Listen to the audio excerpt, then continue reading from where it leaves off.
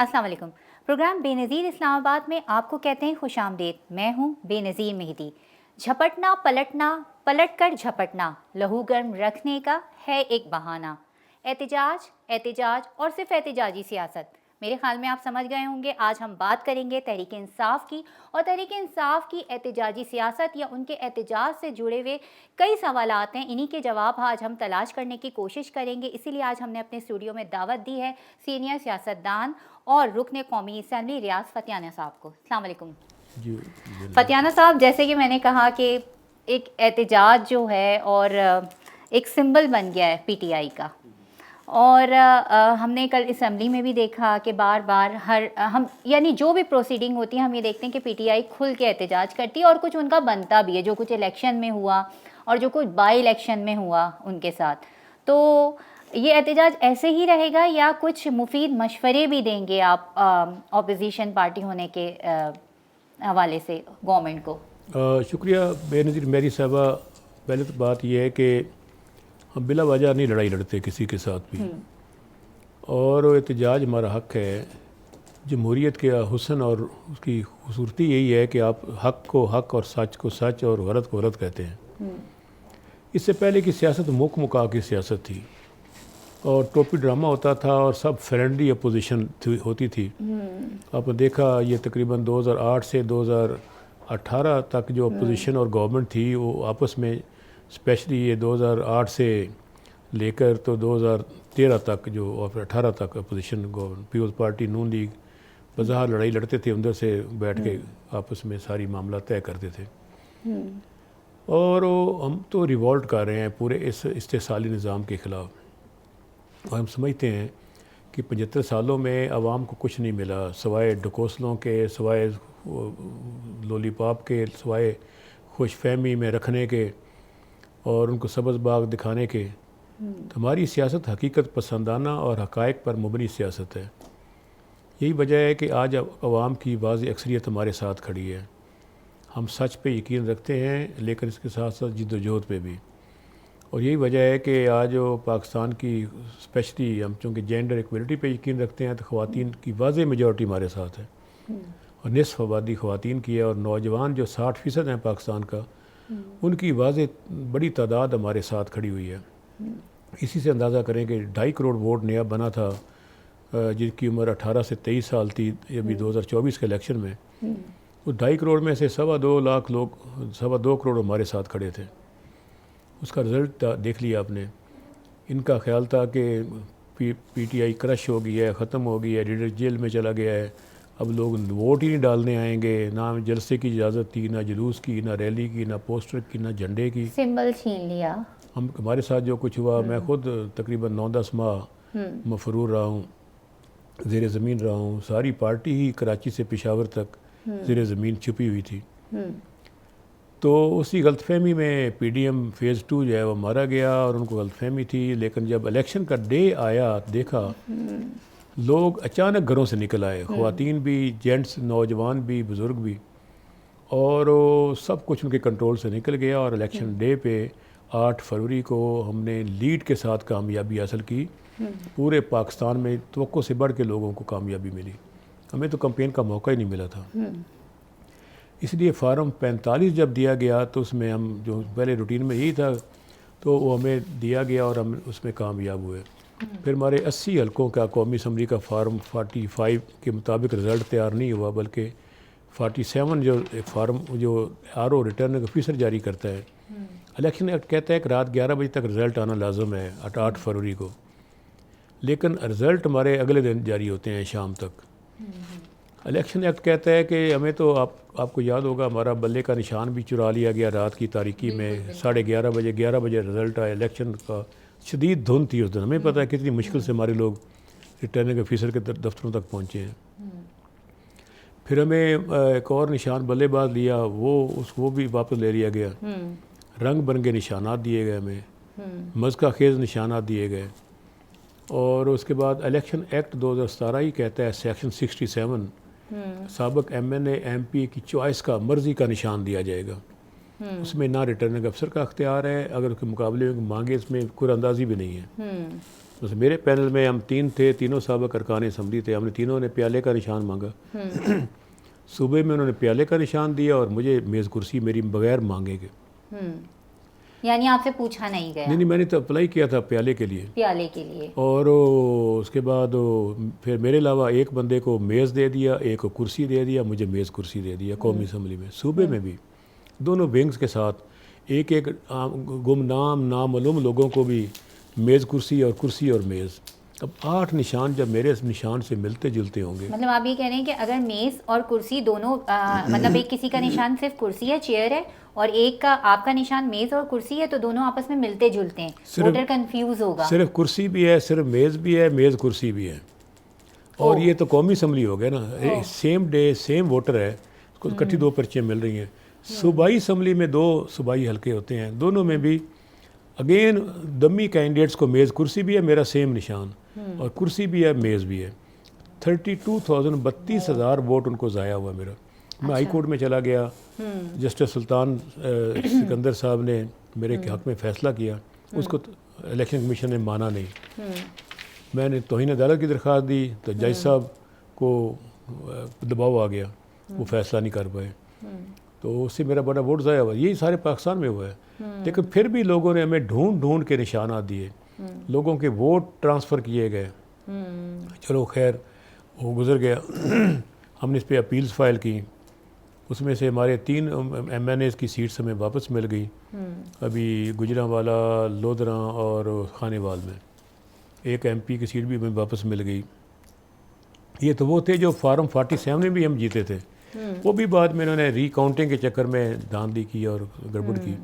بہرحال اب یہ ساری صورتحال ہے. اب جو ضمنی الیکشن ہوا ہے، انہوں نے ضمنی الیکشن میں 2-3 کام اور کیے ہیں. نمبر 1، جو ووٹر لسٹ 8 فروری کو تھی وہ چینج کر دی انہوں نے، اس کی جگہ نئی ووٹر لسٹ آ گئی. اور نئی ووٹر لسٹ میں اگین جہاں ہمارا اسٹرانگ ہولڈ تھا یا نوجوان طبقے کا ووٹ تھا یا خواتین تھیں، ان کے ووٹ اٹھا کے انہوں نے دائیں بائیں تتر بتر کر دیے. ٹرن اوور کیوں کم ہوا ہے کہ لوگ کم نہیں ہوئے، لوگ تو اس سے پہلے زیادہ جوش کے ساتھ آئے ہوئے تھے، ان کو ووٹ ہی نہیں ملا، کہاں سے وہ کاسٹ کریں. نہیں، اوور آل بھی جو ایک آبزرویشن ہے وہ یہی ہے کہ ٹرن آؤٹ جتنا ہوتا ہے بائی الیکشن میں اس سے زیادہ ہی تھا. میں عرض کروں، نہیں لوگ تو کیمپ سارے اور پولنگ اسٹیشن بھرے ہوئے تھے لوگوں سے، لیکن آگے سے ان کا ووٹ نہیں مل رہا تھا. اور یہ دیکھیں، یہ خبریں بھی رپورٹ ہوتی رہی ہیں کہ PP 32 گجرات اور PP 54 نارووال اور اس طرح اور پورے پنجاب بھر میں آپ لے لیں، قصور میں لے لیں، کہ وہاں پر جو تھا وہ فارم 45 جو تھا وہ 3 بجے ہی سائن کر دیا تھا. اور اس میں وجہ جو یہ بتائی گئی، جب پوچھا گیا ان سے صحافیوں نے، انہوں نے کہا کہ کیونکہ ہم وقت بچانا چاہتے تھے، اس وجہ سے ہم نے پہلے کر دیا. اب یہ کہاں کی لاجک ہے؟ میں کروں مطلب فارم 45 بینظیر صاحبہ انہوں نے اب اسٹیپس کیا لیے. اب انہوں نے دن الیکشن ڈے پہ فوکس کیا ہوا تھا. لاسٹ ٹائم ان سے غلطی ہو گئی، یہ الیکشن رزلٹ کے بعد ان کو ہوش آیا. اب انہوں نے کیا ہوا کہ انہوں نے ایک تو آپ کو یاد ہوگا 8 اور 9 مئی کی درمیانی رات ٹی وی چینل بتا رہے تھے فلاں جیت رہا ہے فلاں جیت، وہ انہوں نے روک دیا تھا. رزلٹس چینج ہوئے. ابھی انہوں نے یہ کیا کہ رزلٹ ہمارے ووٹر لسٹ کے ووٹوں کو نیچے اوپر پھینک دیا سب کو، وہ لوگوں کو مل ہی نہیں رہے تھے. نمبر 2، انہوں نے اگین انٹرنیٹ بھی بند کر دیا، ٹیلی فون سروس بھی بند کر دی تاکہ وہ ڈھونڈ ہی نہ سکیں، ووٹ ہی نہیں کاسٹ ہوئے. نمبر 3، انہوں نے پھر یہ بھی کیا کہ ٹھپے لگائے ہیں، اور ٹھپے جگہ جگہ پکڑے گئے ہیں، جگہ جگہ اپنی ویڈیوز بھی دیکھی ہوں گی. اور جو عملہ ہے وہ خوف زدہ ہو کر بیٹھا ہوا ہے چپ کر کے، اور سامنے ان کے نامعلوم لوگ جو ان کے ورکر ہیں نون لیگ کے یا PDM کی جماعتوں کے، وہ سامنے ٹھپے لگا رہے ہیں. اچھا چلیں، میں آپ کی ساری باتوں سے اتفاق کرتی ہوں. اب ان سے غلطی ایک اور بھی ہوئی، وہ ایک دو سیٹیں ہمیں بھی دے دیتے پنجاب میں، انہوں نے پھر جلدی میں ساری سیٹیں ہڑپ کر گئے. تو اس سے اندازہ کریں کہ قوم کہتی ہے کہ یہ کیسے ہو سکتا ہے کہ پاکستان تحریک انصاف جو پنجاب کی سب سے پاپولر پارٹی ہے پاکستان کی، اس کو پنجاب میں ایک سیٹ بھی ضمنی الیکشن میں نہیں ملی، ساری یہ اٹھا کے لے گئے. لیکن آپ نے یہ دیکھی کہ NA 44 فیصل امین گنڈا پور وہاں سے کامیاب ہوئے، اور کیونکہ وہ خیبر پختونخوا میں آتی ہے. لیکن وہ تو دیکھیں ہو گئے سر. اگر میرے خیال میں پتیانہ صاحب اگر یہ رزلٹ ماننا پڑے گا تو پھر وہ بھی ماننا پڑے گا. نہیں میری بات لوگوں کے ذہن میں سوال آتا ہے نا. اس کی وجہ ہے کہ وہاں ہماری حکومت ہے KPK میں، انہوں نے کوشش وہاں بھی کی اس کو چینج کرنے کی، لیکن وہاں پہ سول انتظامیہ جو ہے وہ ایڈمنسٹریشن جو ہے وہ پاکستان تحریک انصاف کے متحد کام کر رہی تھی. انہوں نے فیئر الیکشن کروانے دیا ہے, اس انہوں نے گڑبڑ نہیں کی. اگر گڑبڑ کرتے تو وہاں بھی وہ چینج ہو جاتا. لیکن باجوڑ میں دیکھیں, باجوڑ میں بھی ہمارا ہی بندہ جیتا ہے جو آزاد جیتا ہے. بیسیکلی اس کے بھائی کے پاس ٹکٹ تھا پی ٹی آئی کا, وہ شہید ہو گیا وہاں پہ مسیپ میں. اوکے. اس کے بعد پھر ٹکٹ چینج کر دیا. کچھ لوگوں, خان صاحب تو جیل میں, ان کو پورا پتہ ہی نہیں ہوتا, تو پتہ نہیں تھا. اس کے بعد ٹکٹ کسی اور کو دے دیا گیا, وہ بھی ہمارے ساتھی ہیں جن کو دیا گیا. وہ سابق ایم این اے, چونکہ آپ کو پتہ ہوگا کہ 12 سیٹس تھیں فاٹا کی, تو یہ سیٹس مرج ہو کے کوئی 5-6 رہ گئی. بالکل. اس سے کئی ایم این ایز کے ہلکے تھے نہیں تھے اور ایم این اے موجود تھے, اس لیے مجبوراً پارٹی نے کسی اور سابق ایم این اے گل ظفر کو ایڈجسٹمنٹ دے دی. نئی حلقہ بندیاں جو ہوئی ہیں, نئی حلقہ بندی نہیں, وہ سیٹس کم ہوگی نا, ضم کر دی گئی تھی نا, کیونکہ مرجر ہوا نا فاٹا کا خیبر پختونخوا میں, تو وہ سیٹس بڑی 6-12 میں سے. اب جو 6 ملے نہیں ان کو نا, 12 ایم این ایز کو 6 سیٹیں رہ گئی, تو 6 سیٹیں تو اڑ گئی نا. تو ایم این ایز جیتے ہوئے تھے, اس وجہ سے وہ پریشر تھا پی ٹی آئی پہ. تو جو جیتا ہے وہ بھی تو پی ٹی آئی کا ہی بندہ ہے, اس نے عمران خان کے نام پہ ووٹ مانگا ہے. ہاں بالکل بالکل, ان بھائی بھی ہیں نا. جی سکے ہم تو ایسے بلا وجہ احتجاج نہیں کرتے. اچھا, آج ہم بات کر لیتے ہیں تھوڑی عمران خان صاحب کی. اسد کیسر جو کہ مانچسٹر میں موجود ہیں, انہوں نے اب سے تھوڑی دیر پہلے ایک بیان دیا ہے کہ عمران خان صاحب کسی سے ڈیل نہیں کریں گے, نمبر 1. نمبر 2, انہوں نے ایک بیان یہ دیا ہے کہ ہم جو ہیں وہ عمران خان, اس امید یہ ہے کہ عمران خان اس ماہ کے اینڈ میں, ویسے تو اینڈ ہی چل رہا ہے. کس نے کہا ہے؟ اسد کیسر صاحب نے اب سے تھوڑی دیر پہلے. انہوں نے کہا کہ امید یہ کی جا رہی ہے کہ ان پہ کیسز ختم ہو جائیں گے اور وہ باہر آ جائیں گے. لیکن یہ جو عمران خان کی کسی کے ساتھ ڈیل کرنے کی باتیں ہیں, یہ بالکل غلط ہیں, ان کو انہوں نے مسترد کر دیا ہے. دیکھیں, عمران خان صاحب اس وقت باہر آئیں گے جب عدلیہ مکمل طور پر غیر جانبدار اور انڈیپینڈنٹ ہوگی. تو میں نہیں سمجھتا کہ اس وقت مکمل طور پر عدلیہ انڈیپینڈنٹ اور غیر جانبدار ہے, اس پہ کافی معاملات ہیں. تو اسد کیسر صاحب کی اپنی رائے ہے, ہمارے گوہر صاحب ہیں چیئرمین, ان کی اپنی رائے ہے. ذاتی جو میرا اسیسمنٹ ہے, میرے پاس کوئی انفارمیشن معلومات نہیں ہے, ایک تجزیہ ہے میرا سیاسی. میرا نہیں خیال کہ عمران خان صاحب کو اتنی جلدی وہ جیل سے باہر آنے دیا جائے گا. اگر 1 میں 2 میں 3 میں 10 میں ضمانتیں ہو بھی جائیں گی تو اراؤنڈ 200 کیسز ہیں, نئے کیسز میں گرفتاری ڈلتی جائے گی. بالکل. تو کہ فوری ان کے باہر آنے کا امکان نہیں ہے, لیکن ہو سکتا ہے 2024 میں ہی آ جائیں واپس. یہ بات ہے. فوری عمران خان صاحب کے باہر آنے کا کوئی امکان نہیں ہے. مزید بھی بات چیت جاری رہے گی, مگر یہاں پر وقت ہو گیا ایک چھوٹی سی بریک کا. کہیں نہیں جائے گا, ہمارے ساتھ رہیے گا.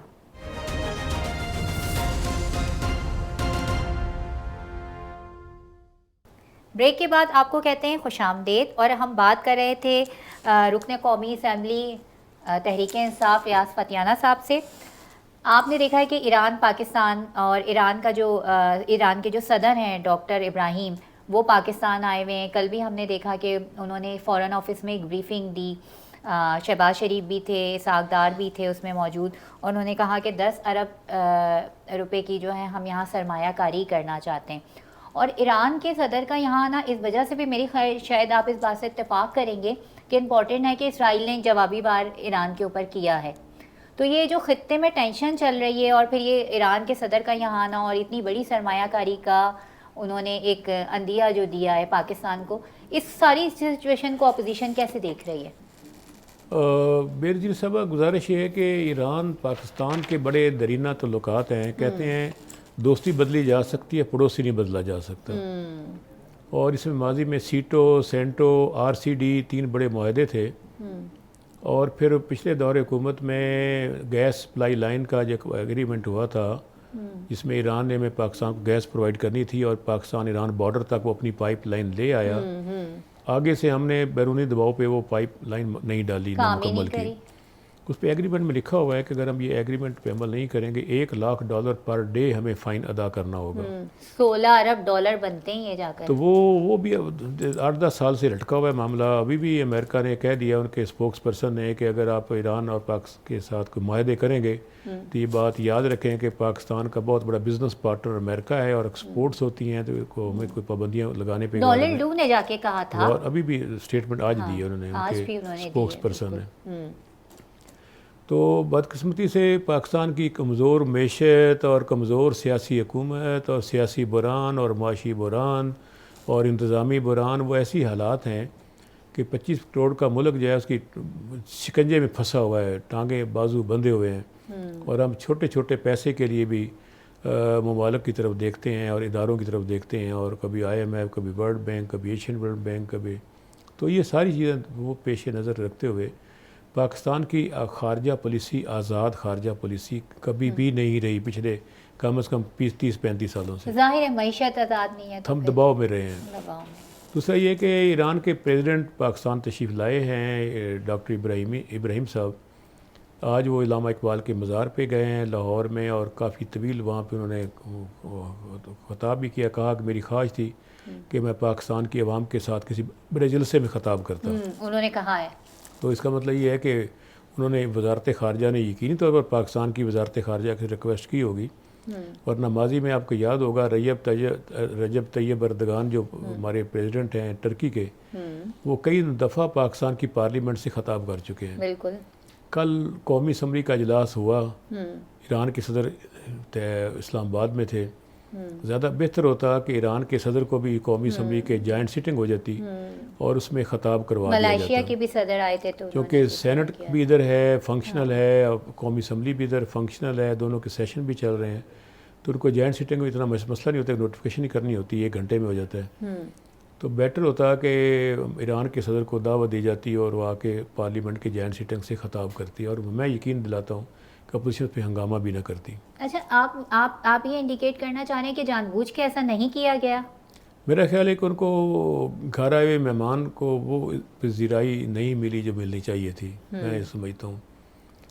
دوسرا یہ کہ یہ بھی ایک حقیقت ہے کہ ایران سے سمگلنگ کا راستہ آج تک بند نہیں کیا جا سکا، ایک لمبی کیو ہے، ایران کا ڈیزل اور پیٹرول پاکستان میں آ رہا ہے نیلے رنگ کے ٹرکوں میں، اور یہ بھی حقیقت ہے کہ ڈرون کے ذریعے جو سولر پینل ہیں وہ بھی اڑ کے آ رہے ہیں پاکستان میں، وہ ویڈیوز دیکھی میں نے سوشل میڈیا پہ۔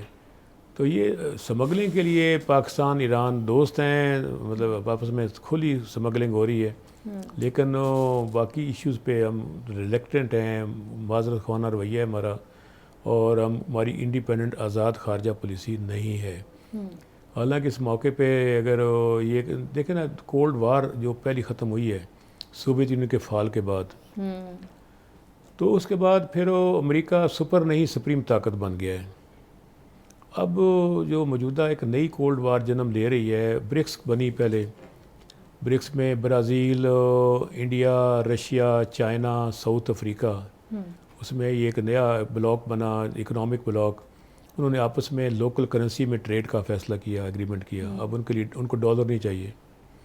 اور بھی انڈیا ہمارے پڑوسی ملک ہے، اس نے کوئی 18 ملکوں کے ساتھ ایگریمنٹس کیے ہیں جو انڈین کرنسی میں وہاں پہ ٹریڈ ہو رہی ہے، ہم پابند ہیں، پھر غیر ملکی جو پیٹرو ڈالر ہے اسی میں شکنجے میں پھنسے ہوئے ہیں۔ نہیں دیکھیں، سعودی عرب کا بھی ایک وفد آیا تھا اور اس نے کہا تھا کہ ہم 6 سے 7 ارب ڈالر کی یہاں پہ سرمایہ کاری کریں گے، اور نجکاری کے لیے کہا تھا کہ جن شعبوں جو چیز خسارے میں جو ادارے جا رہے ہیں ان کی نجکاری کریں گے، اس میں سعودی عرب نے بہت زیادہ انٹرسٹ شو کیا۔ اس کے بعد ترکی کا ایک وفد آیا، اس نے کہا ہم یہاں پر سرمایہ کاری کے لیے بہت انٹرسٹ لے رہے ہیں۔ پھر ہمارے وزیر خزانہ کا ایک بیان آیا کہ انہوں نے کہا کہ ہمیں 10 ارب ڈالر مل رہے ہیں، جس سے پاکستان کو سانس لینے کی تھوڑی سی گنجائش ملے گی، یعنی ہم تھوڑے سے ہمارے ہاتھ کھلیں گے۔ تو کیا آپ کو لگتا ہے کہ واقعی ہاتھ کھلیں گے، یا صرف یہ لپیٹ لپوٹ کے صرف اوپری باتیں ہیں؟ دیکھیں، یہ جو اگر ہاتھ کھلنے ہوتے تو پہلے بھی کھل سکتے تھے۔ انٹرنیشنل ڈپلومیسی جو ہے، اس میں ہر ملک اپنے ملک کے مفادات کا نگہبان ہوتا ہے اور خیال رکھتا ہے، کوئی ملک دوسرے ملک کا دوست نہیں ہوتا، ہر ملک اپنے ملک کے مفادات دیکھتا ہے۔ اب اس میں جو بہت سارے MOU سائن ہوئے ہیں، میمورنڈم آف انڈرسٹینڈنگ، وہ کاغذوں کی حد تک ہیں، عملاً پاکستان میں سرمایہ کاری نہیں آئی جو آنی چاہیے تھی، جو نہیں ہو سکا۔ تو وہ میں سمجھتا ہوں کہ جو اس وقت حالت یہ ہے کہ بیرونی سرمایہ کاروں کو ان کے ملکوں کے اپنے سفارتکار روکتے ہیں کہ پاکستان میں انویسٹمنٹ نہ کریں، آپ کی انویسٹمنٹ ڈوب جائے گی، کیونکہ سیاسی استحکام نہیں ہے۔ کالٹیکس پیٹرولیم کمپنی یہاں سے بھاگی، پھر اب شیل کمپنی پاکستان سے بھاگی، اس نے اپنا بیچ دیے ہیں، اور یہ ٹیلی نار ٹیلی فون کمپنی پاکستان سے بھاگ گئی. تو یہ تو باقی لوگ بھاگنے کے انتظار میں بیٹھے ہوئے ہیں چلنے کے. تو ان حالات میں تو پھر میرا یہ سوال یہ بنتا ہے کہ سیاستدان کیا کر رہے ہیں؟ دیکھیں سیاستدان جو ہے وہ نا اس وجہ سے بھاگ رہے نا کہ سیاسی استحکام نہیں ہے ملک کے اندر. تو میں سیاسی استحکام ہوگا, میری بات سنیں, سیاسی استحکام اس دن ہوگا جب پاکستان میں آئین اور قانون کی بالادستی ہوگی, جب عدالتیں آزاد ہوں گی, جب لوگوں کو عدل اور انصاف ملے گا. عدالتوں سے مجھے یاد آیا کہ وہ 6 ججز کا خط جو تھا اس کو بھی آپ نے دیکھا کہ کیسے وہ چیز, جب پاکستان کا الیکشن کمیشن اس کو کم از کم کوئی تھوڑی سی, آپ ہمیں تو بڑی عادت ہے نقل مارنے کی دوسرے ملکوں کی, انڈین الیکشن کمیشن کی تھوڑی سی نقل ہی مار لیتے ہم, تو آج یہ پاکستان کے حالات نہ ہوتے. رولز تو بڑے فالو کرتے ہیں, مطلب وہ جو ہمارے جو رولز بنائے گئے ہیں ان کے رولز کو بڑا الیکشن کمیشن میں اگر وہ آپ کتابیں کبھی پڑھیں تو وہ ساری چیزیں, الیکٹرانک ووٹنگ مشین کے ذریعے الیکشن ہو رہا ہے انڈیا میں, کئی فیزز میں ہو رہا ہے, لیکن کسی ایک بندے نے انگلی نہیں اٹھائی آج تک کہ الیکشن کمیشن وہاں پہ پارٹی ہے یا کوئی خرابی کر رہا ہے. وہاں پہ نگران حکومت نہیں ہوتی انڈیا میں. پاکستان میں یہ بھی نیا انہوں نے پخ لگائی ہوئی ہے. لیکن تھوڑی سی میں آپ کی بات کو تھوڑی سی کاٹوں گی یہاں پہ کہ الیکشن کمیشن کے الیکٹرانک ووٹنگ مشین اور اوورسیز پاکستانی کا جو ووٹ کاسٹ کا مسئلہ تھا, یہ دونوں مسئلے میرے خیال میں کوئی 10 سال سے چل رہے ہیں, ہے نا, 10 سے بھی زیادہ. مسلم لیگ نون کی گورنمنٹ تھی تو وہ یہ الیکٹرانک ووٹنگ مشین کا جو سسٹم تھا اب پوری دنیا سے کہتے جا رہے ہیں اس کو ختم کر رہے ہیں, کیونکہ یہاں پہ تو انسان ایک سافٹ ویئر, جب آپ نے ابھی مجھ سے کہا کہ یہاں پہ مشینری پوری فل استعمال کر کے, اداروں کو استعمال کر کے ٹھپے لگائے جاتے ہیں, تو وہ ایک سافٹ ویئر کو چینج کرنا کون سے مشکل ہوگا. مطلب ایک سافٹ ویئر جیسا چینج کیا تو وہ سارے ووٹ مسلم لیگ نون کے ہو گئے یا کاف کے ہو گئے یا کسی کے بھی ہو گئے, ووٹ چینج ہو گئے. وہ ایسے شاید نہ ہو سکے, وہ تو اس میں اگر فالٹ آتی ہے تو پھر 0 اور 100 ہو جائے گا نا, یہ تو ہو نہیں سکتا. تو میرا خیال ہے کہ یہ دونوں قانون ہم نے پاس کیے تھے, ہماری گورنمنٹ نے پاکستان تحریک انصاف کی 2018 سے 23 کے درمیان ہم نے اوورسیز پاکستانی کو ووٹ کا رائٹ دیا, کیونکہ پاکستان میں پاکستانی ایکسپورٹ سے زیادہ فارن ایکسچینج اوورسیز پاکستان کو فراہم کر رہے ہیں, اور وہ پاکستان کے ایمبیسڈر ہیں پوری دنیا میں. نمبر 2, ان کے جو ان کو نہ صرف الیکشن ووٹ ڈالنے کا بلکہ الیکشن لڑنے کا بھی رائٹ دے دیا تھا, اور وہ اگر جیت جائیں تو اس کے بعد وہ ریزائن دے سکتے ہیں دوسری نیشنلٹی سے. دوسرا آپ نے الیکٹرانک ووٹنگ مشین کا بھی قانون بنایا, لیکن اس وقت تو نہیں, ایسے رستے بند کیے گئے سارے. ابھی بھی میں سمجھتا ہوں کہ جب تک پاکستان میں الیکشن کمیشن, عدالتیں, آپ کی پارلیمنٹ, آپ کی سارے معاملات انڈیپینڈنٹ نہیں ہوتے, خود مختار نہیں ہوتے, بااختیار نہیں ہوتے, آئین قانون سب کے لیے یکساں نہیں ہوتا, سیاسی استحکام نہیں آتا, جمہوریت اور انسانی حقوق کو انشور نہیں کیا جاتا, پاکستان میں معاشی استحکام نہیں آ سکتا. یہی وجہ ہے کہ 1947 کے بعد دوسری بڑی ہجرت پچھلے 2 سالوں میں ہوئی ہے. 10 لاکھ کے قریب وہ پاکستانی جو رچ طبقہ تھا, رچ ایلیٹ تھی, بزنس مین تھے, صنعت کار تھے, وہ اپنے خاندانوں کے ساتھ اپنی سب کچھ یہاں سے فروخت کر کے امیگریشن لے کر باہر چلے گئے. ابھی پاسپورٹ بنوانے جائیں تو وہ کہتے ہیں ہمارے پاس پیپر نہیں ہے. اس بڑی تعداد میں لوگ باہر گئے ہیں کہ وہ بنا ہی نہیں رہے. 6 ماہ سے پاکستان ابھی شروع ہوا ہے, 6 ماہ تک اتنا پاسپورٹ بنا ہے کبھی ہسٹری میں نہیں بنا. 5 لاکھ جو ٹیکنوکریٹ تھے, جو برسر روزگار تھے, doctor, engineer, I T experts, وہ جاب سے الگ ہو کے ملک چھوڑ کر ود فیملی چلے گئے. سب سے زیادہ پاکستانی طالب علم اس 2 سالوں میں ماں باپ کو مجبور کر کے چیزیں بکوا کے باہر چلا گیا ایڈمیشن کے مسئلے میں, تاکہ واپس نہیں آنے کے موڈ میں. تو جو مایوسی ہوتی ہے نا, بد-دلی, یہ قوموں کو غلامی کی طرف دھکیلتی ہے. بالکل. اب بات کر لیتے ہیں, آپ نے بالکل صحیح بات کی. اب بات کر لیتے ہیں تھوڑی سی پارلیمنٹ کی, کہ جس مقصد کے لیے پارلیمنٹ تشکیل پاتی ہے, اسمبلی سینٹ تشکیل پاتا ہے قانون سازی کے لیے. تو ہم نے یہ بھی دیکھا ہے کہ اتنا ٹائم ہو گیا ہے گورنمنٹ کو آئے ہوئے, ابھی تک جو ہیں وہ اسٹینڈنگ کمیٹیز جو ہیں وہ غیر فعال ہیں. آپ تو لا اینڈ جسٹس کے بھی چیئرمین رہ چکے ہیں. جی, پبلک اکاؤنٹس کمیٹی بھی نان فنکشنل ہے. 38 اسٹینڈنگ کمیٹیز ہیں, وہ بھی نان فنکشنل ہیں. ہیومن رائٹ کمیٹی کے بھی آپ جی, میں اسٹینڈنگ کمیٹی ہیومن رائٹس کا چیئرمین رہا ہوں, لا اینڈ جسٹس کا چیئرمین رہا ہوں, پارلیمنٹری افیئرز کا چیئرمین رہا ہوں. پارلیمنٹری افیئرز میں ہم نے بغیر گورنمنٹ یا پرائیویٹ بل کے یا اپوزیشن کے میں نے ہی فیصلہ کیا تھا, اور قمر دلشاد صاحب کو الیکشن کمیشن سے بلایا تھا, جنرل سیکرٹری تھے وہاں کے, اور طارق ملک صاحب چیئرمین ناظرہ تھے اس وقت بھی. بالکل. اور لا پارلیمنٹری افیئرز اور فنانس کے سیکرٹریز کو، تو کمپیوٹرائز ووٹر لسٹ کا کنسیپٹ میں نے اپنے خود دیا تھا، اس پہ عمل ہوا تھا، جو 2007 میں لسٹیں آئی ہیں. تو ہم نے بڑے کام کیے ہیں. ہیومن رائٹس میں ہم نے بہت بڑے بڑے ایشوز پہ گورنر تک کو طلب کیا ہوا تھا. اور لا اینڈ جسٹس میں بھی ہم چاہ رہے تھے کہ ہر سال جو بار ایسوسیشن کا الیکشن ہو رہا ہے، پوری کلائنٹس بھی پریشان ہیں، اس کو 2 سال ٹینور کیا جائے. بہت سے ججز کی تقرری کے بارے میں بھی ہم چاہ رہے تھے کوئی چینجز کریں، ایک چیف جسٹس فیصلہ نہ کرے. لیکن یہ ابھی تک غیر فعال کیوں ہیں؟ جلدی سے اس کو ایک بات دیکھیے، رولز کے مطابق اس کو 3 مہینے میں فنکشن ہونا چاہیے تھا. 3 مہینے بھی نہیں ہوئے، تو میرا خیال ہے کہ ہم توقع رکھتے ہیں. اسپیکر صاحب بڑے سمجھدار ہیں، سردار ایاز صادق صاحب 3rd ٹائم اسپیکر ہیں، اور وہ ان پہ میرا خیال ہے کہ اپوزیشن کو بھی اعتماد ہے، بہت اچھے پرسنالٹی ہے ان کی. آئی ہوپ سو کہ وہ اس میں مثلاً 2 ہمارے ایم این ایز کو جو 3 کو بحال کیا گیا ہے عدالتوں نے، کل ان کا دوبارہ نوٹیفائی کر دیا ہے قومی اسمبلی میں، جس وجہ سے کل کا ماحول بھی ٹھیک رہا. آپ نے دیکھا ہوگا کل اپوزیشن نے شور زیادہ نہیں مچایا. بالکل، ہاں ہم نے دیکھا. اس کی وجہ یہ تھی کہ جب ہماری ایک بات مانی گئی اسپیکر کی طرف سے، تو ہم نے پھر ہنگامہ نہیں کیا. ہم ہنگامہ کے شوق سے نہیں کرتے، مجبوراً اپنی آواز بلند کرتے ہیں. اگر وہ ہمیں حق ملتا رہے تو ہم کیوں ہنگامہ کریں گے؟ ہمارے یہ مطالبات ہیں، سیاسی قیدی رہا کیے جائیں، عمران خان سمیت سب کو کم از کم بیل آؤٹ کیا جائے.